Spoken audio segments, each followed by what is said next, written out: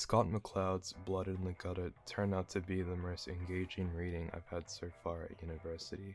I feel like I learned a lot more from it than many of the other focused, more specific readings that I've done so far, even though it is sort of disconnected from the focus of a lot of the media activities and assessments we've been doing.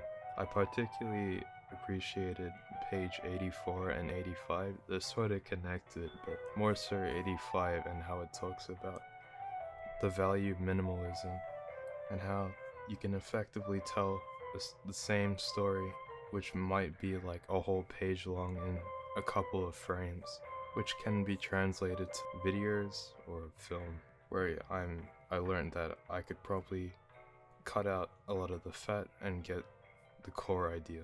An idea from the lectorial that got me thinking about editing and what it should be, essentially, is the rising red face idea, and that you should minimize your mess when editing in order to have a more effective workload, and in general just make your life easier.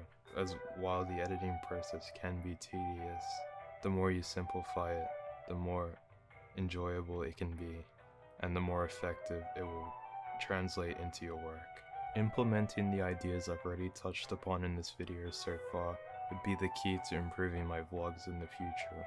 Scott McCloud's reading and the idea that less is more would be a great benefit to my vlogs, which sometimes can be excess in ideas and content, as well as the rising red face editing process would greatly minimize the amount of time and effort I have to put into an otherwise long process. 3 things you should know about copyright in Australia are: number 1, Creative Commons is your best friend. You can have a lot more freedom within the realm of borrowing other content and implementing it and making something new out of it through the use of Creative Commons. It can definitely be difficult to navigate, but it's good to know that some things out there are still available to you. Number 2 would be the difference between fair use and fair dealing. Many would probably know fair use from YouTubers talking about the overt bias for large studios regarding issues of copyright and fair use in videos.